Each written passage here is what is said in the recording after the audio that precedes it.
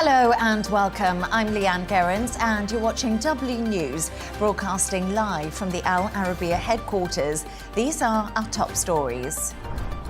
The Gaza Health Ministry and local hospitals say at least 82 people were killed in Israeli airstrikes overnight, as the UN says aid still hasn't reached civilians.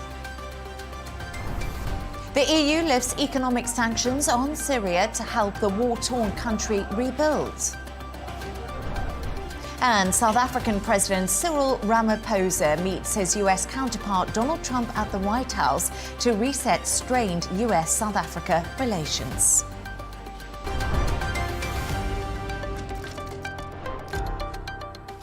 The Gaza Health Ministry and local hospitals say at least 82 people, including women and a newborn, were killed in Gaza during Israeli airstrikes overnight. The strikes come as Israel's war on Hamas continues, despite mounting international concern over the scale of the offensive. Israel began allowing dozens of humanitarian trucks into Gaza yesterday, but aid groups say it still hasn't reached Palestinians in desperate need.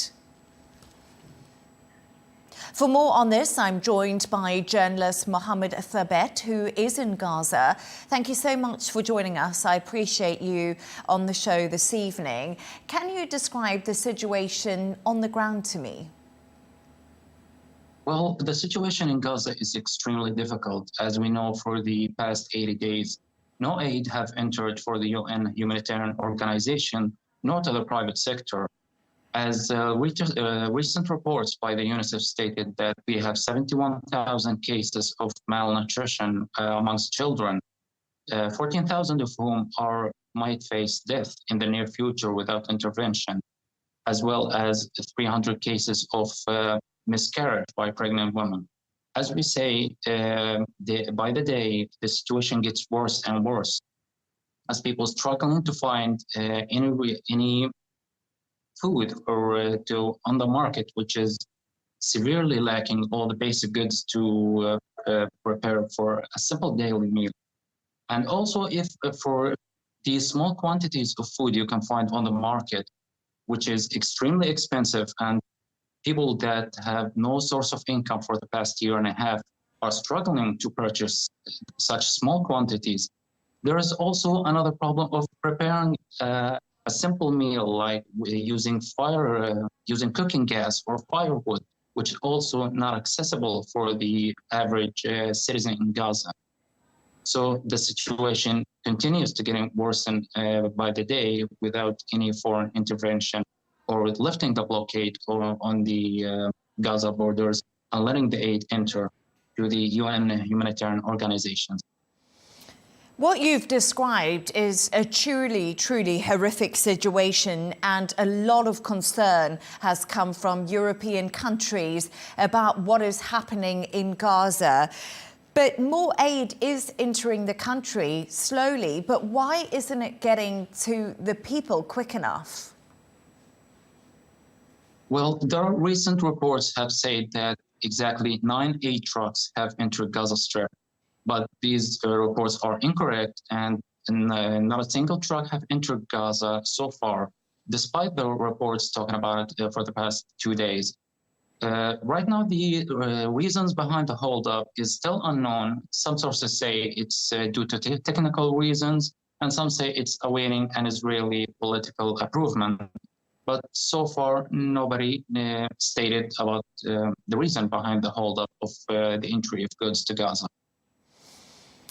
And Turkey and Germany have condemned Israeli soldiers firing on diplomats in the West Bank and are calling for an investigation. What more do we know about this incident that has occurred? I'm sorry, could you repeat the question? Yes, of course, that's absolutely no problem. Turkey and Germany have condemned Israeli soldiers firing on diplomats in the West Bank and are calling for an investigation. What more do we know about the incident? Well, so far, we heard condemnation by the delegation and the Palestinian Authority in the West Bank, in Ramallah, to be precise. for the shooting that happened from the Israeli forces or Israeli army on the diplomats. So far, the Israeli government said that the incident is under an investigation, and we are awaiting the results of what will happen next. And Mohammed, Israeli officials say Hamas is to blame for delays and accuse the group of trying to steal aid that is entering Gaza. How are these claims being viewed by people living in Gaza and on the ground? And what are you seeing for yourself? Well, we can't deny that there are thievery happening to the aid trucks entering Gaza. But it's difficult for anyone to determine who's exactly doing the thievery, whether it was Hamas or anyone else. Also, we have in the past year and a half, we have seen the formation of armed groups, gangs, organized gangs, stealing humanitarian goods for personal gain. And during the incident, when it happened, usually at night, it's difficult to get near the area which it happens because people might actually be shot by those armed groups or be a victim of an Israeli airstrike, which sometimes happen to prevent those of stealing goods, claiming it's Hamas who is stealing the goods. So it's actually a dangerous area to get close to during the incident and hard to identify who is behind it. And you just said there, firing at yourself, it's a dangerous situation, but the situation for journalists in Gaza has actually been dire for a long time. How safe are you, and what are the risks that you are facing on a daily basis inside Gaza? Well, it's a sentence we used to say for over a year right now, that there are literally nowhere safe in Gaza. Not for journalists, not for paramedics, not for civil defense workers, not even for the UN employees. Anything can happen at any moment. Like a building could be targeted while you are standing close to it. You can get hit by a shrapnel, by a stray bullet. Anything can happen at any moment, and you can't honestly anticipate it. Hence the dangerous situation. Journalist Mohammed Thabet, thank you so much, and do keep safe. Thank you so much.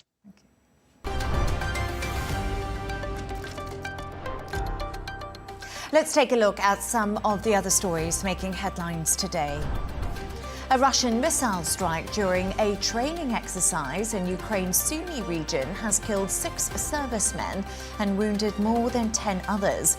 The Ukrainian National Guard confirmed the attack and an investigation is underway.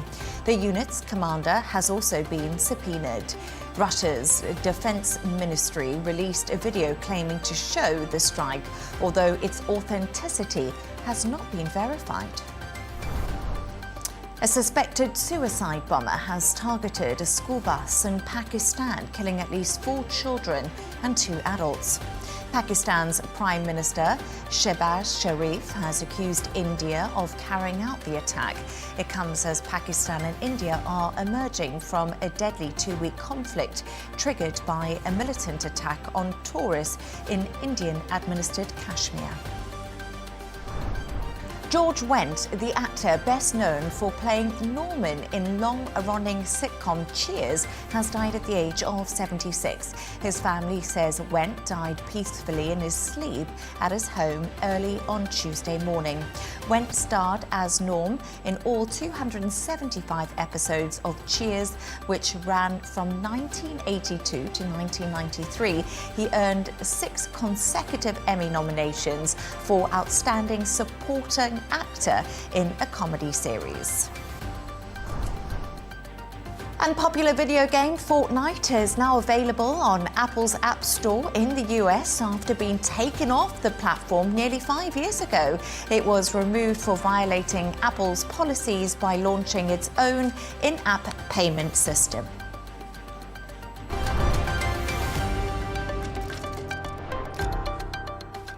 The European Union has lifted economic sanctions on Syria, aiming to support the country's reconstruction efforts after the fall of the Assad regime.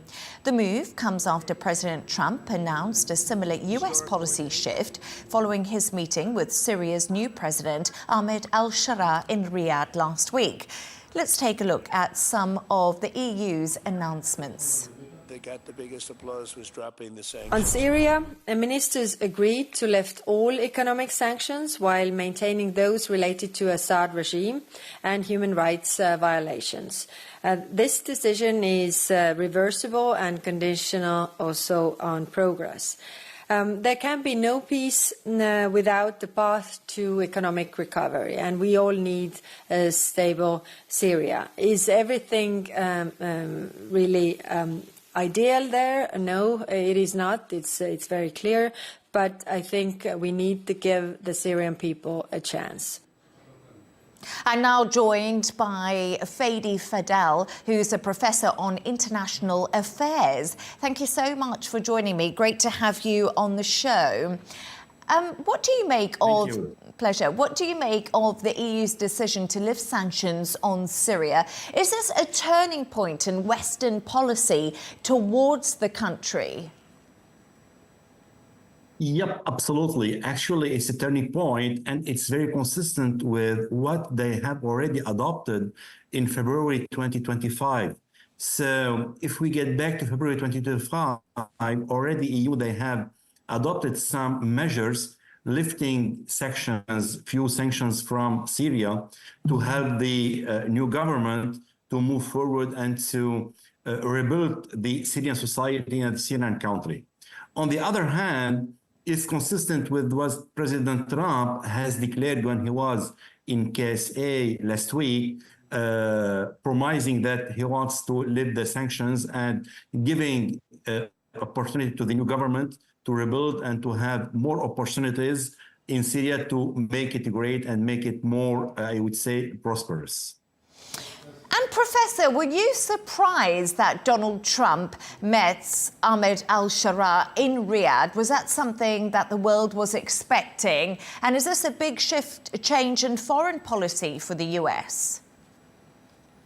Actually, it was not so surprising, because President Trump wanted to make some recognition towards the Crown Prince of Saudi Arabia, Mohammed bin Salman, recognizing his leadership in the Middle East on one hand. On the other hand, it's also consistent with, I would say, the recognition of the role of Turkey in the Middle East, because as we might know, al-Shara is supported and backed by Turkey.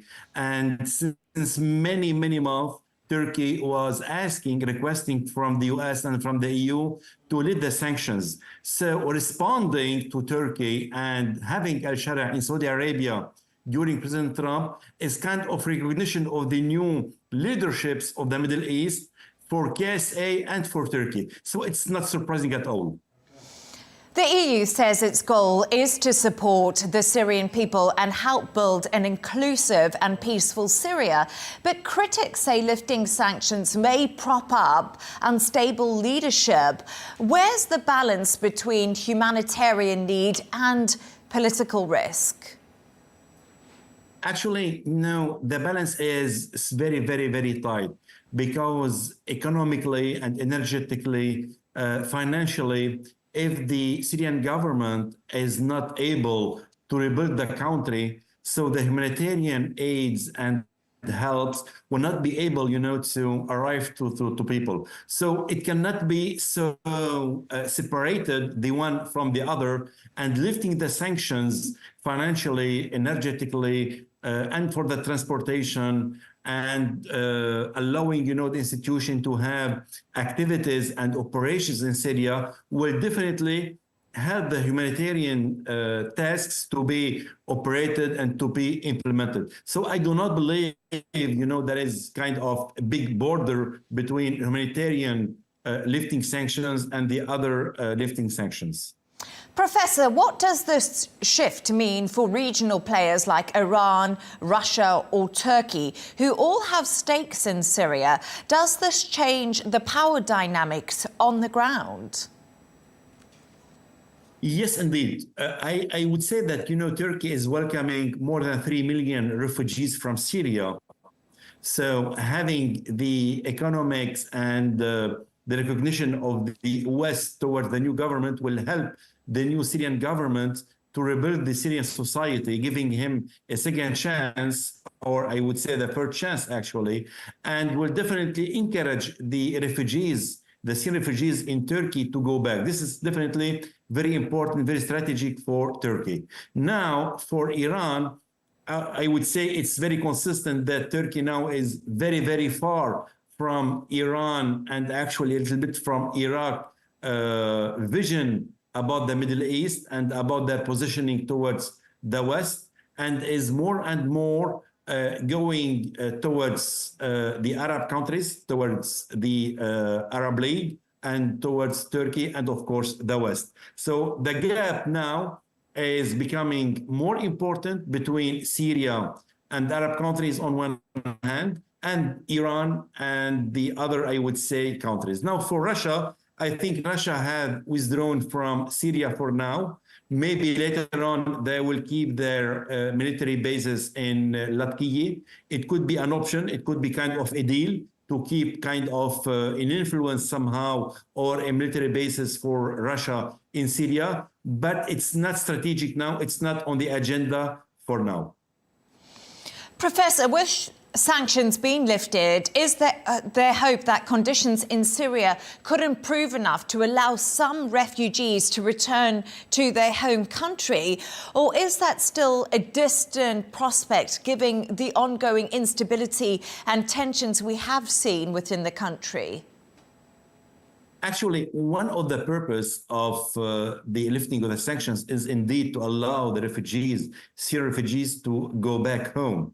But it would not be immediately, because immediately, it will take time to lift the sanctions and to allow the operational, I would say, companies and the movement of the capitals, to go back to Syria, and to give the chance for the Syrian government to have some rebuild operations in Syria.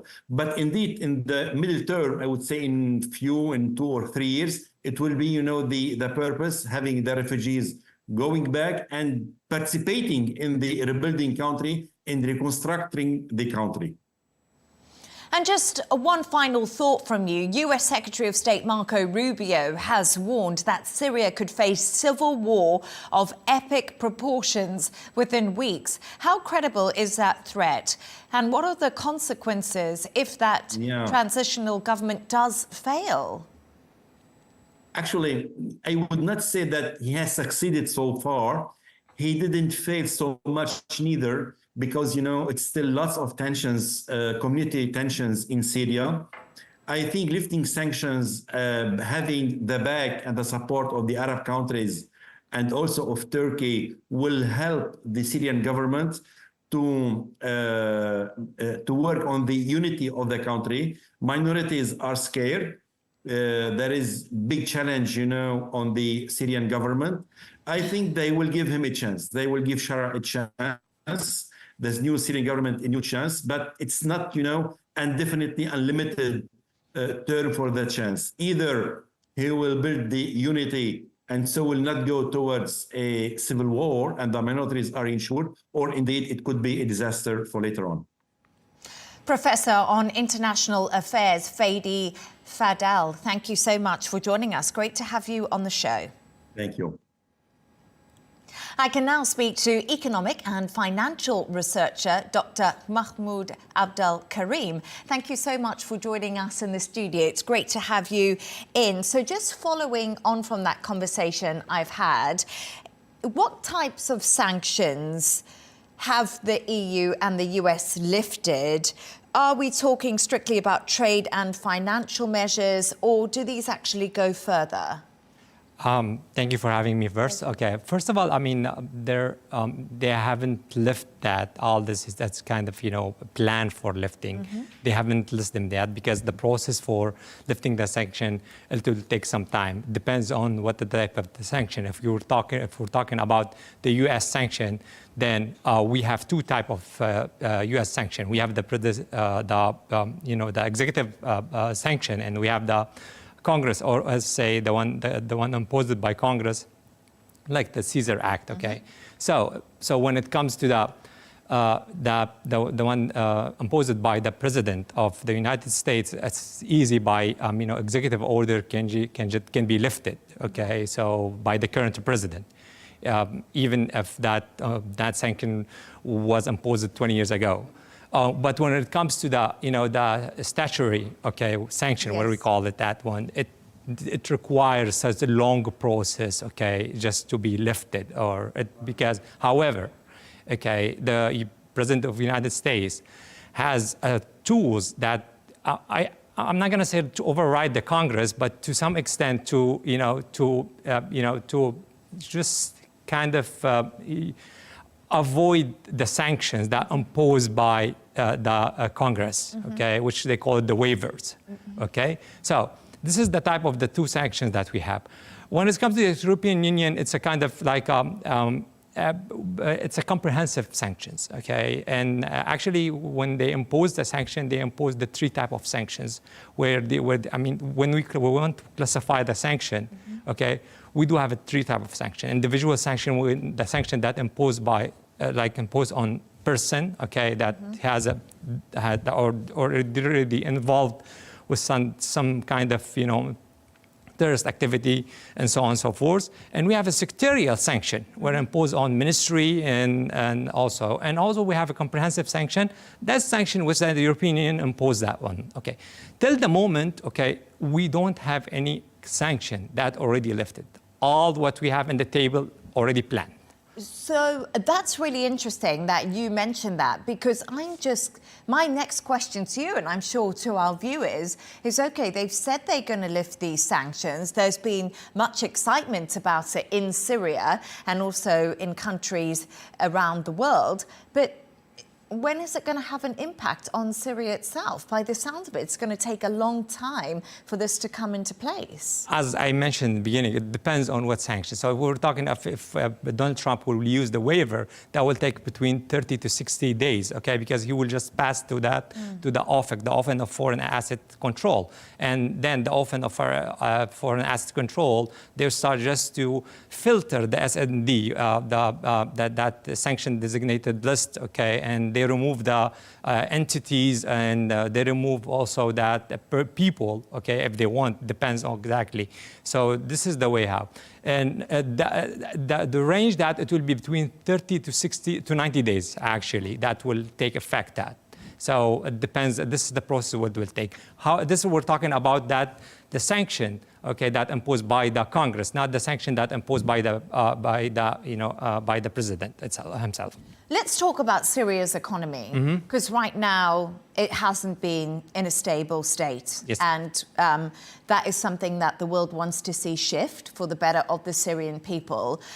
What sectors of the economy in Syria will actually improve once these sanctions are lifted? Is it on banking? What are the main things that is focused on? Actually, you pointed on the right, sector, which is the financial. What we need right now, we need to just the sanction to be lifted on the, on the central bank itself, because without just having, the SWIFT active on the on the network of the banking, there would be no money just entering into the financial system on the Syria, and that can just slow down the economic cycle, and that will not have any kind of, we're not going to witness any economic improvement on the ground. Yes. So that's the main reason. So the first action should be taken right now, lift the sanction on the SWIFT. Yes. Once we lift the sanction to SWIFT, then the other banks, the central banks, and even if we are talking about, how they will finance the reconstruction. So you need also a SWIFT, because other countries or the IMF or the World Bank, Okay, they need to send you money, right? So they need to send you money to the central bank. How they will send you the money? They will not just carry in cash when they send you the money. They have to have you have to have a SWIFT, okay? And how likely is it that they're going to see this money from the IMF and the central bank? That's a really good question, because I'm just following that a previous, example, or there's a previous experience that happened before on like whenever they met, or all the, let's say whatever they generated as a fund, okay, yeah. And that it was a raise and given to a separate entity, not directly to the government. Okay, till the moment, I don't think there is a trust between, okay, the United States and the current government. In Syria, the current government in Syria. I think so. And that was actually a question that I was going to put to you right now. And I was going to say, the US has cancelled this $10 million reward for the arrest of Ahmed al-Sharaa. Do you think he's the right person to transform Syria? Or do you think, as you mentioned, trust, the US is still trying to see how things are going to play out? I mean, this is a very subjective question, but when it comes to me, I mean, I'm just trying to be very kind of, to assess the situation. Okay, I think he's the right person. Okay, what he's trying to do, the way how he moved from place to place, okay, to generate support from here, from the GCC, to generate support from the European Union. So I think he's the chosen person to some extent. We can just call it like this. Okay, so. I mean, the previous history, it's a history itself, yes. Okay? So let's look at the future right now. Mm-hmm. The president right now of the Syria is acting on the benefit, okay, of the Syrian people, okay? So he's acting on at the benefit of the Syrian people. What trying to do? He's trying to do everything to lift the sanction to make the Syrian people live in a better condition. So I think, this is, my opinion about the Mr. President Ahmed Sharaa. Sorry about the subjective question, but thank you very much for answering it. I really appreciate it, and I appreciate your insights. Thank you so much. Really interesting to hear more about the Syrian economy, and would love to have you back one day. Thank you, Juan. Thank you so much. That was the financial researcher we had on there, economic and financial researcher, Dr. Mahmoud Abdul Karim. Thank you so much. Thank you.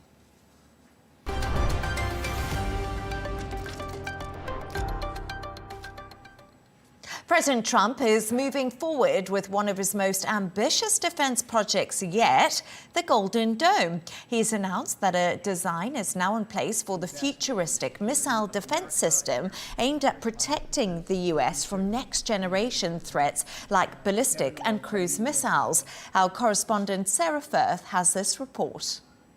Right here, the Golden Dome. The poster over his shoulder showing the newly selected design for the defense system vision that President Trump promises will become a reality. This design for the Golden Dome will integrate with our existing defense capabilities and should be fully operational before the end of my term. So we'll have it done in about 3 years. Once fully constructed, the Golden Dome will be capable of intercepting missiles even if they are launched from other sides of the world and even if they are launched from space. And we will have the best system ever built. As you know, we helped Israel with theirs, and it was very successful. And now we have technology that's even far advanced from that. Flanked by a team that include his Defense Secretary, Pete Hegseth, and Golden Dome Project Manager, Space Force General Michael Gutling. The Golden Dome, another campaign promise the president wants to see kept. Ultimately, this right here, the Golden Dome for America, is a game changer. It's a generational investment in the security of America and Americans. Mr. President, you said we're going to secure our southern border and get 100% operational control after the previous administration allowed an invasion of people into our country. President Reagan 40 years ago cast the vision for it. The technology wasn't there. Now it is, and you're following through to say we will protect the homeland from cruise missiles, ballistic missiles, hypersonic missiles, drones, whether they're conventional or nuclear. Despite the skepticism, the project itself has attracted attention, with the president claiming Canada has also shown an interest in getting involved. And recent intelligence agency reports have noted that missile threats will expand in both scale and sophistication from the likes of China and Russia and Iran. The president and his team hoping this grand-scale defense project can become a modern security shield against such threats. Sara, Firth, Al Arabiya News, Washington, D.C.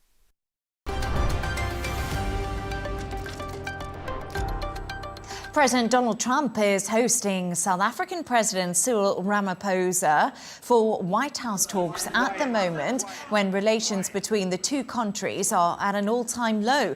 It comes after Trump accused the country of allowing a genocide against white farmers, a claim South Africa strongly denies. With tensions rising, Ramaphosa pushed for the meeting with the president at the White House to try and repair a relationship. Let's just take a listen in now. Death, death, death, horrible death, death. I don't know. To pick anyone, white South Africans are fleeing because of the violence and racist laws. And this is all, I mean, I'll give these to you. So when you say, what would I like to do? I don't know what to do. Look at this. White South African couples say that they were attacked violently. President Trump, when will you go and see for yourself if it is indeed? Well, I could do that. Look, here's burial sites all over the place. These are all white farmers that are being buried. And he asks about a jet that was given. You ought to be ashamed of yourself. You know, you are so bad. You're such a bad reporter.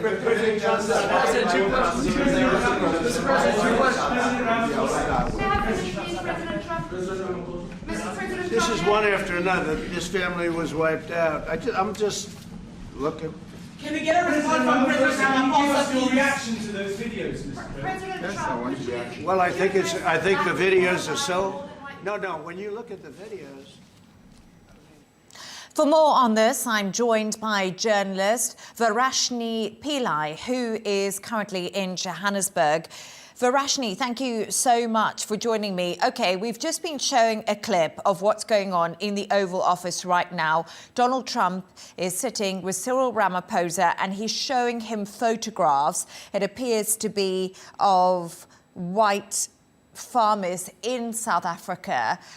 What more can you tell us about what's happening?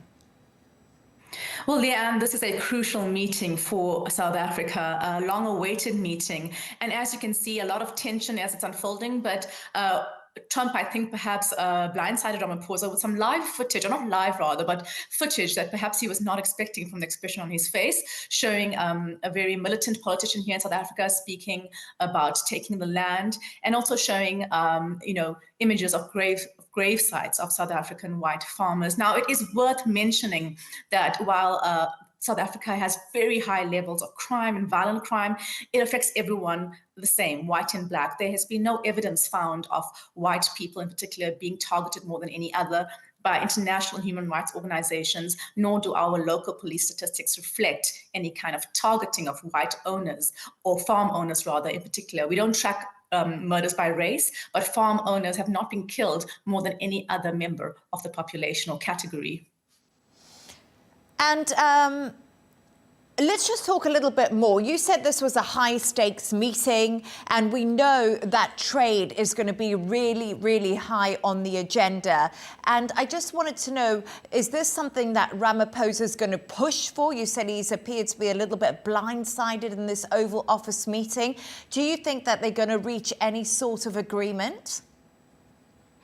You know, Leigh-Ann, I believe they are. You see this meeting folding out very differently to the sort of Zelensky blow-up that we saw a few months ago. And a lot of people were worried that that might happen. But before Trump showed this footage, the meeting was actually going really well. Ramaphosa is a master negotiator. He is the man who was in the negotiating room, negotiating the end of apartheid. He was able to take that on, negotiated with the unions. He has had a long and very successful political career. And you can see that coming to be in how he has spoken to Trump Trump. He's brought along very convincing figures alongside him who he knew that Trump would like. People like our master golf player, Ernie Els, South African-born billionaire Johan Rupert, both of whom are friends with Donald Trump. And that already shows that kind of wider thinking because, as you said, Leigh-Ann, the trade relationship is crucial. The US is our second largest trading partner. We cannot afford to lose them as a trading partner. And economics and trade is top of the priority list for this visit. South African business people and also investors are really concerned Congress will not renew the African Growth Opportunity Act. How detrimental could this be for the country? That would be highly detrimental. I mean, AGOA is a really high stakes thing for us. There's been whispers from Congress and Senate for a while now saying that South Africa should be booted from AGOA over things like our support for Palestine at the International Criminal Court. But the whole AGOA thing was kind of subsumed by the Liberation Day tariffs that Trump levied on the entire world. South Africa saw a really steep 31% increase in tariffs, which effectively nullified AGOA. Now, of course, he brought that back down to 10%, and we are now in that 90-day period where various countries are negotiating for more favorable tariffs. So I think what will happen to AGOA will depend on how this larger discussion goes with Ramaphosa, and whether AGOA itself will continue is very much up in the air and perhaps overshadowed by the larger tariff discussions that have happened since those Liberation Day tariffs that Trump announced in April. And I just want to talk to you a little bit about the US cutting South African aid and what impact this is actually having on the country. And is this something that once again will be high on the agenda today? Because USAID has also been cut, so it seems quite widespread for South Africa. Absolutely. I mean, PEPFAR, which is the President's Emergency Plan for AIDS Relief, which falls under USAID, in the last financial year, US financial year, it donated, I think, over $440 million in funding to South Africa, which was 17% of our HIV counseling and testing budget, according to our according to our health minister, rather. So that was just one factor of things that was being funded by the US. There was much more. Now, as I said, 17% of our budget, not a crisis, but still pretty significant. In other parts of the developing world, in Africa and Asia, many countries were a lot more reliant on USAID and PEPFAR funding. So the withdrawal of that funding has caused huge issues in the health system, issues that is perhaps going to come back to bite the US later, which, they will have to look at as they go about thinking how they negotiate their foreign policy, including aid to foreign countries. And you mentioned it a little bit earlier, but the famous South African golfers, Ernie Els and Retief Goosen, are reportedly part of this delegation. This will, of course, appeal to Donald Trump's love of golf. And it's quite the entourage, isn't it, that Ramaphosa's taken with him?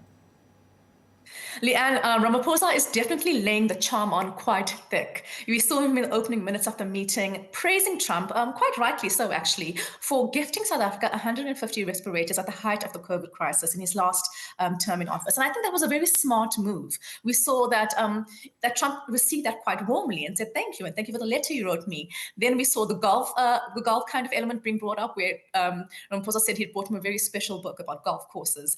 And we really, I think, are going for the carrot approach here. Ramaphosa is also likely to talk about a very favorable deal that we would like to offer the US. South Africa, of course, being home to many precious minerals, rare earth minerals, kind of minerals that the US needs to create smart cars, computers, that Trump has been very kind of avid about acquiring from various countries. And Ramaphosa did drop that into his address alongside mentions of golf, as you mentioned.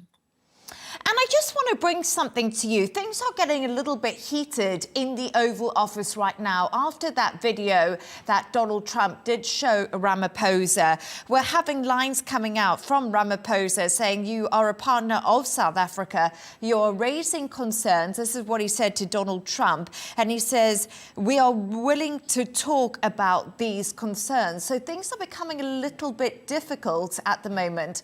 How do you think this could possibly play out?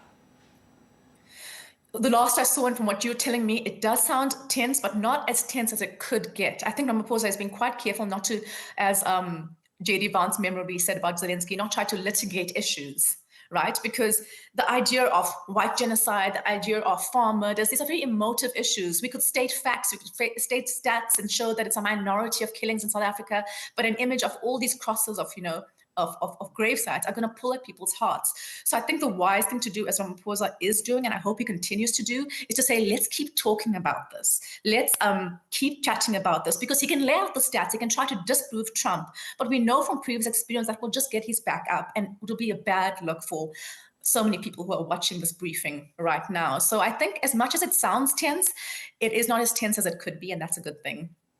And there are some more lines actually coming out that Donald Trump has ambushed South African President Cyril Ramaphosa during a meeting at the White House by playing videos which he claimed allegations of genocide in South Africa. So I'll be watching that meeting closely, and thank you so much for joining us. I really, really appreciate your insights. Journalist Verashni Pillay, once again, thanks so much. Thank you so much, Leigh-Ann.